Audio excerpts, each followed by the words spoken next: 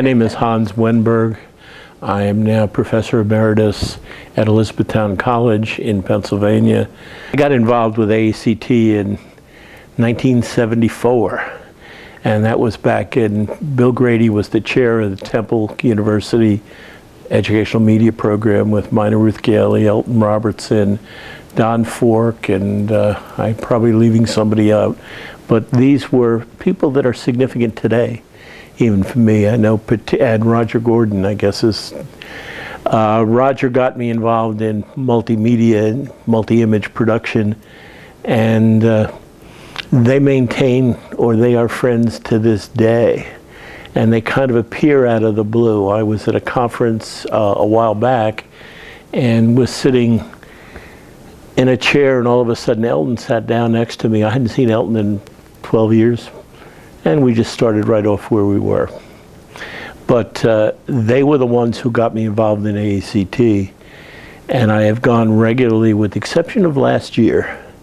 I've gone regularly since that time. And it's been friendship, it's been people that have been significant to me. Particularly one of my great friends, which was not part of the program, was Wes McJulian, who was president of AECT, and somehow we hit it off. And when I did the eulogy at his funeral, I went back and looked at things and realized when we showed up at Okoboji, and I go back to Okoboji, there are probably not too many of us left that have been that long ago, but when I showed up at Okoboji, I had a Mickey Mouse shirt on. He had a Mickey Mouse shirt on. And Wes, if you don't know him, was a 6'7" black man and a character. He was kind of overwhelming, and he and I just hit it off immediately. And we did things together. When we were at Okoboji, you talk about developing research and doing things. I'm a producer. I was involved in multi-image. I brought the first mediated show to Okoboji. And if you have any idea of what that was like, out in the middle of it, it was a summer camp for adults. You didn't know if you had power, and only did 2 projectors, but it worked. And it was funny, when we did our final report, we refused to do a written report. We did it as a multimedia. And Frank Colton, who I have no idea where Frank Colton is today, but he said, well, you guys brought that with you. And I played the soundtrack for a little bit. He said, do you hear the crickets? They were the crickets outside, and it was a perfect way to kind of say where those things were. But I've actually been directly out of educational media, but I've been doing communications production for the last 25 years. And yet have maintained my contact with AECT through the foundation and through lots of other things that kept me going with it. And I guess what benefited me was the start I got in production. Well, tell us a little bit more about your involvement with ECT and ECT itself, because I think some people who listen really won't know that background. The foundation is a 501c3, which is important from the aspect of the IRS, but it is a nonprofit fund that raises money for scholarship and leadership activities. Wes McJulian was the one who got me involved originally, and that was probably in the early 80s.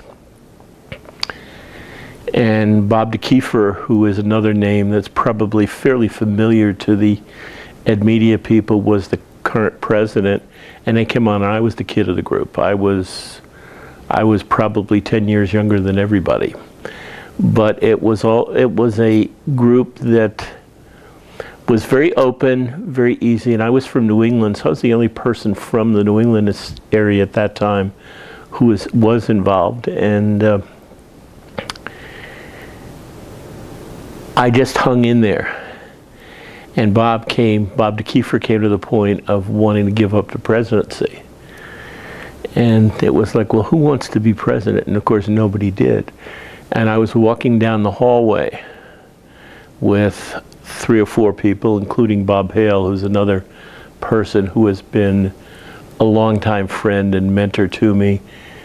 And they all of a sudden looked at me and said, well, why don't you be president? And I said, no. And that was the beginning of 11 years as being president. And that was significant as far as we were able to support scholarship, we were able to support leadership activities, which were significant in the organization. And I think one of the things that I did that I kind of remember as I look around, the people I handed checks to over the years, many of them stayed involved. Some of them didn't, but that's the fault of the way the procedure was going, and made some lifelong friends. And I guess Wes is probably the one who stayed the longest, but I realized what a friend I had when his wife called me and knew Wes had passed away and said, can you come and do the eulogy at his funeral? And I looked, and I went to a church just off the Southern University campus at Baton Rouge. And there were about 500 people in the audience, and it was very much half black, half white, so it was a little bit of everything. 5 ministers, a gospel choir, and a little short, she must have been 5 foot by 5 foot, who was just the kindest, nice-going person.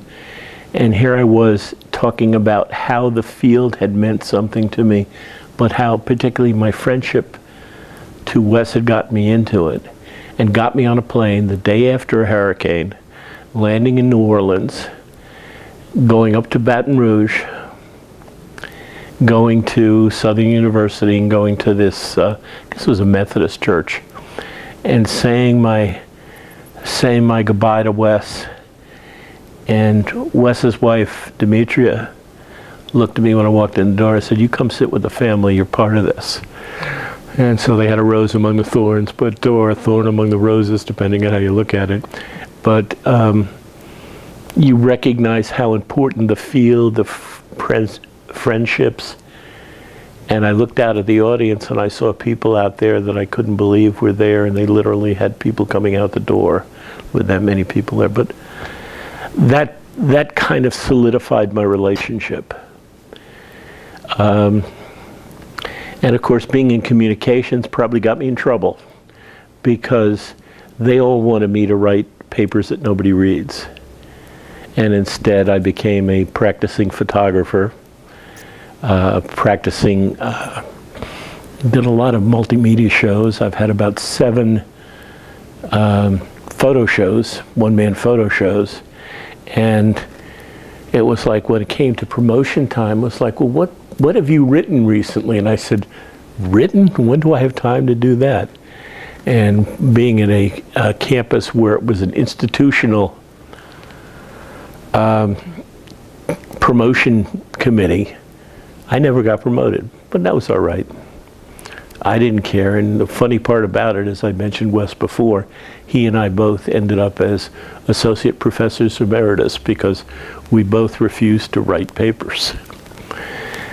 But that's a long time. It's a pleasant memory. In fact, I just heard you talk about contact with family. The week before I came, there was a card in the mail. And it was from Demetria, and 13 years after Wes's death, she had remarried. And it was like, I want to maintain the contact and say this is important. So that's part of what built me to who I am. Photography started at Temple. When I was at Temple, they put me in charge of the darkroom. And I looked at the faculty member, Elton Robertson, who put me in the darkroom. And I said, Elton, I hadn't done this since I was 8 years old. And I was 27, 28. And he said, don't worry about it, you have 3 weeks to learn. And at that time it was black and white. And it was black and white for a long time, and I just found something I loved. I think I loved the smell of Dettol, but this was a way to be creative. And the recognition, unfortunately, when you get back to, what's his name? It's going to escape me now. This is what happened when you have a heart attack about 4 months ago or 3 months ago. Looking at the idea that you can be promoted with so many different activities. And I said, I do what I love. Being retired now for about a year and a half, I miss teaching. I don't miss the committees. I don't miss any of the other things going on, and you know what the word I'd put in there for. I won't say it so you don't have to cut it out. But it made for a good combination. And because in communications we ended up being very much a corporate communications, we were educational media for the company. And many of my students ended up working in companies in communication design. That's way off where we started, but Interesting and helpful, though. Forgive me for rambling on, but one of the things when you have an hour and a half flight down here, I thought about a lot of these things. That's good. Well, those are some of the AECT memories. Oh, absolutely. Well. That's excellent. In addition to Wes, are there any other people or ideas that impacted your career? Well, I think the faculty, the faculty at Temple, strangely enough, since the department doesn't exist and people have gone hither and yon, particularly Roger Gordon was the one who got me involved with AMI, the Multi-Image Association. And again, I was the kid of the group, and I sat down at this table. We were invited to a conference, and we were told we couldn't, we would be taken care of. There was no cost involved. It was actually at Temple University. And I looked around the table, and I saw Norm Saupé, Spindler Saupé. I saw John Selesky, who was Ariane. I saw Dick or Clyde Harris, who was the original Wollensack person from 3M.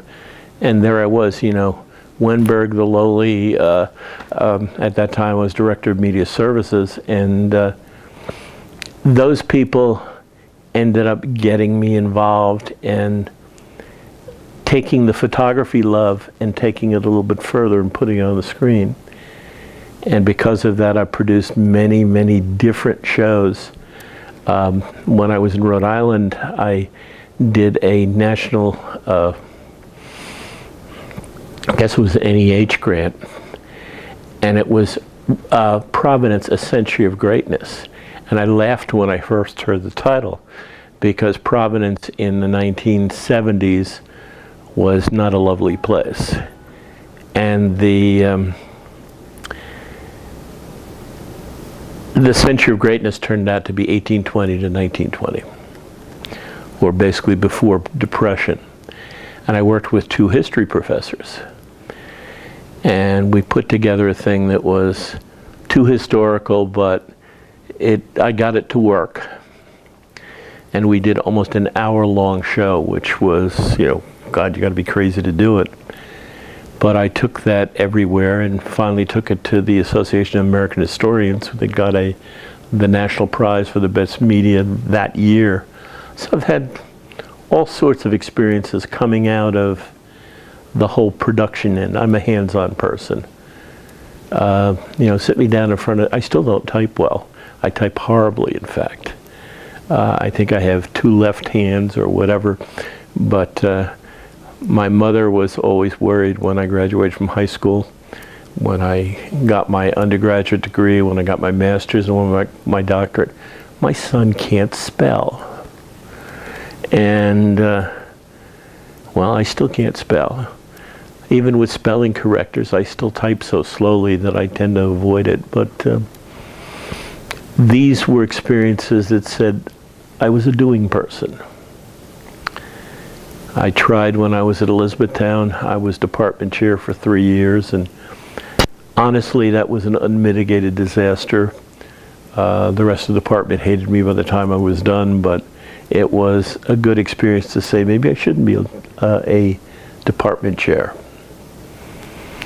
But it's I've also done things like serve on the promotion and tenure committee on my campus for 7 years.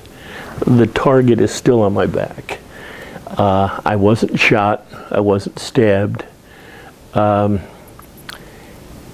I walked away from that and said, gee, I was involved in 45 decisions, and it's not a big campus, not a big institution, about 1,900 students, about 120 faculty. I was involved in probably 30 decisions or so for promotion and tenure. And I say, while I didn't agree with all of them, they were all done honestly. And I learned more from that than lots of other experiences I've had. Excellent. Well, and you mentioned just a little bit ago about the award. What are some of the accomplishments that you look back at your career and are they're notable for you? Well, as far as a photographer, I always wanted to exhibit my work, and I was very shy when I first started off. I didn't want to show people what I was doing. Well, 7 photo shows later, I've done that, and I did a lot of recruiting multimedia presentations early. Rhode Island's a strange place. 50% Italian, 85% Roman Catholic. There are 36 school districts in the state, that's it. And if you drive within the confines of the state, you can go about 45 miles in one direction and run out of it. But very parochial, and I did recruiting for them, and that actually led me in my dissertation, which was basically the effectiveness of media recruitment. And this was back in the 80s when people were saying, oh, you don't need to do that. Well, we found out even at that level I was using regional state colleges at the time, that there was a significant effect in producing media. And that kind of kept me, I learned a lot about admissions that time. And so I've always had my fingers in admissions, and have done everything from trading, having my own children go through college, and of course they wouldn't go to Elizabethtown, which I don't blame them. I wouldn't want them to go there either, because they would be Wennberg's kids as opposed to having their own identity. But found out a lot that we're doing some of the right things and some of the wrong things. Excellent. Well, great. How about some of the changes in the field that you have seen over the course of your career? Well, I was up at a foundation meeting before I came down here, and one of the things that came up was the overhead projector. You think about running media services for a long time. I think about putting an overhead projector in every classroom. They're gone. Slides are gone. I have 30,000 slides. My wife would love me to get rid of some of them. I've done some conversion to digital, but not a lot. And it took me a long while before I got away from the pure film. In fact, the first photo show I did was slides converted to print.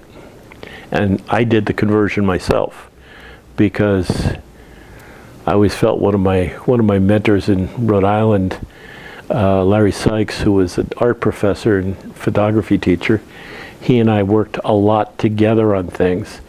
He said, well, you've got to do the whole thing yourself.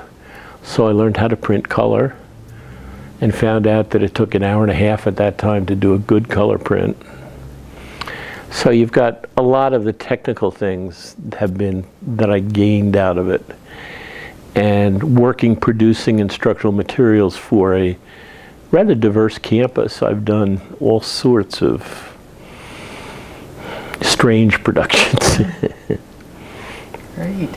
How about, you gave us some AECT memories. Are there any other that you would like to share?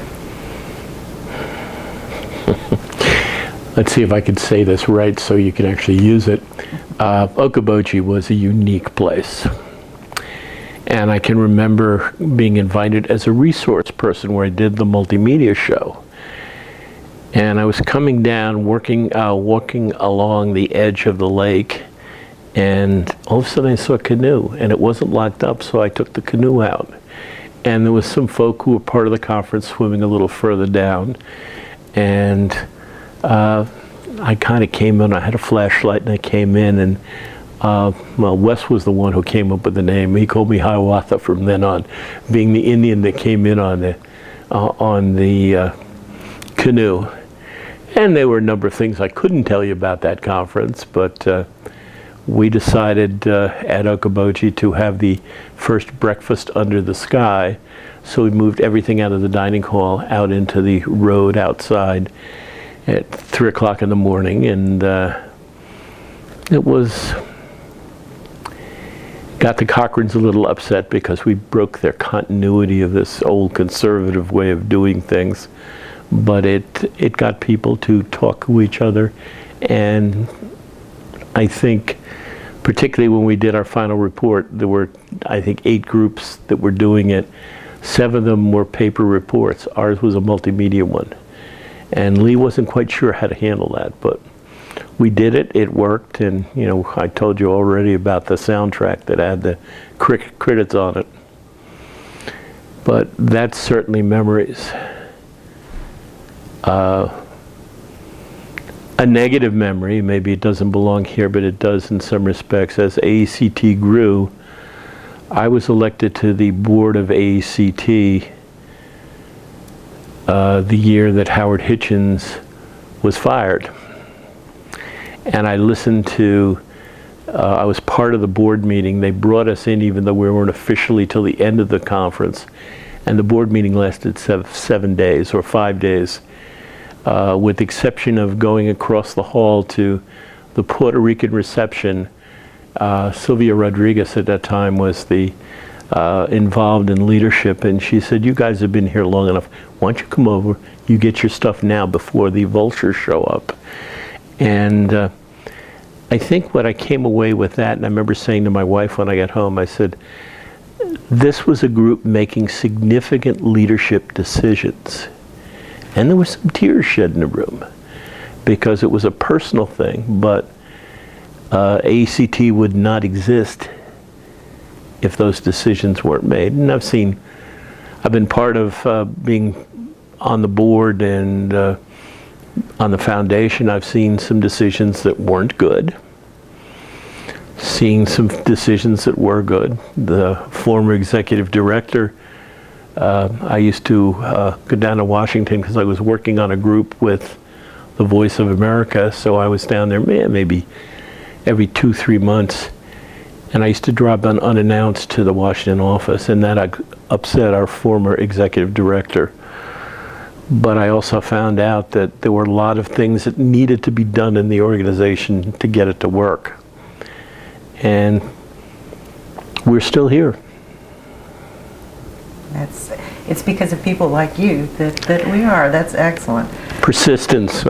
My advisor, when I did my doctorate at the University of Connecticut, part-time forever. I think it was 11 years between a broken leg and a number of other things.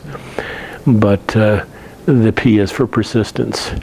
And Bill looked at me, Bill Brazil, who was my advisor there, and he looked at me and he said, yeah, this is definitely persistence.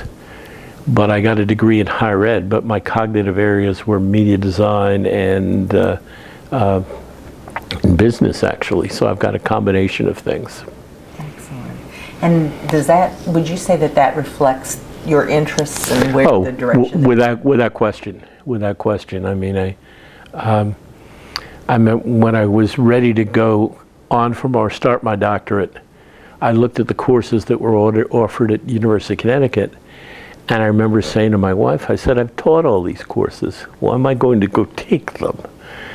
And so one of my dear friends who was involved in instructional media at Rhode Island College was in a degree program at the University of Connecticut in higher ed.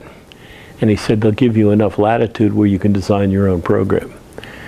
And that was, Jim Kenney really did a lot for me in that respect to get me going. Excellent. Okay, last one. How would you like to be remembered in the profession?